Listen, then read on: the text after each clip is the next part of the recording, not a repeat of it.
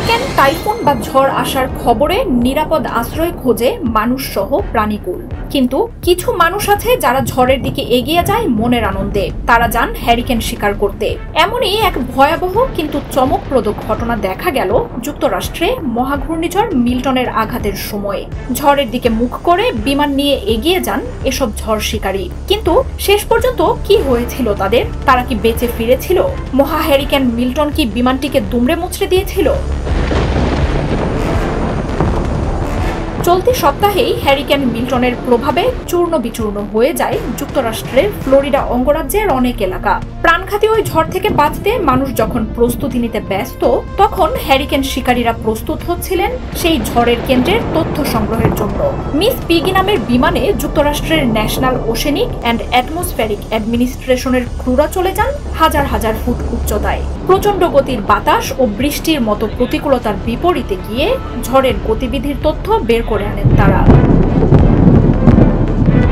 স্যাটেলাইটের মাধ্যমে আবহাওয়ার সর্বশেষ তথ্য জানার মতো অত্যাধুনিক প্রযুক্তি সহজলভ্য হয়ে ওঠার আগে সামরিক বিমান উড়িয়ে ঝড়ের কেন্দ্রের কাছাকাছি গিয়ে গতিবিধির তথ্য সংগ্রহ করে আনতেন সামরিক বিভাগের সদস্যরা। 1930-এর দশক থেকেই পরিচালিত হতো এমন ফ্লাইট। তবে 1946 সাল থেকে আনুষ্ঠানিকভাবে পরিচিত হয়ে ওঠে হ্যারিকেন হান্টার্সদের এসব অভিযান। হ্যারিকেন শিকারীদের নিয়ে মিশনে যাওয়ার জন্য কাজ করে মার্কিন কিছু সংস্থা।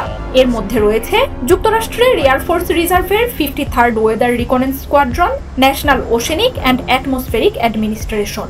এছাড়াও মার্কিন যুক্তরাষ্ট্রের নৌ ও বিমান বাহিনীর আরও কিছু ইউনিট এমন অভিযান পরিচালনায় যুক্ত রয়েছে।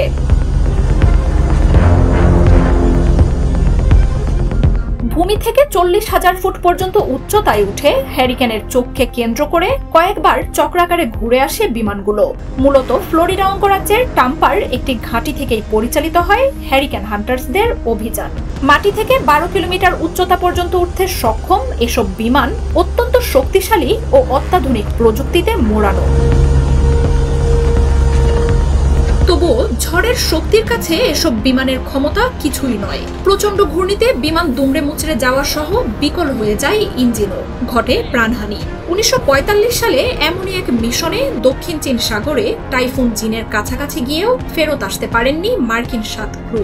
Super typhoon Wilma, Ophelia, Doris, hurricane জেনেটে ঝড়ের চোখের কাছাকাছি গিয়ে প্রাণ হারিয়েছেন প্রায় 100 টাইফুন শিকারী।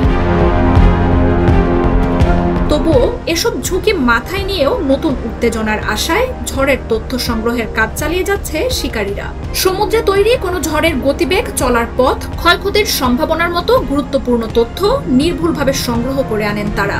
ভূমিতে আঘাত হানার আগে এসব তথ্যের মাধ্যমেই সর্বোচ্চ প্রস্তুতি নিতে পারে দুর্যোগ মোকাবিলায় নিয়োজিতরা। মার্জিয়া উপমা, একাত্তর।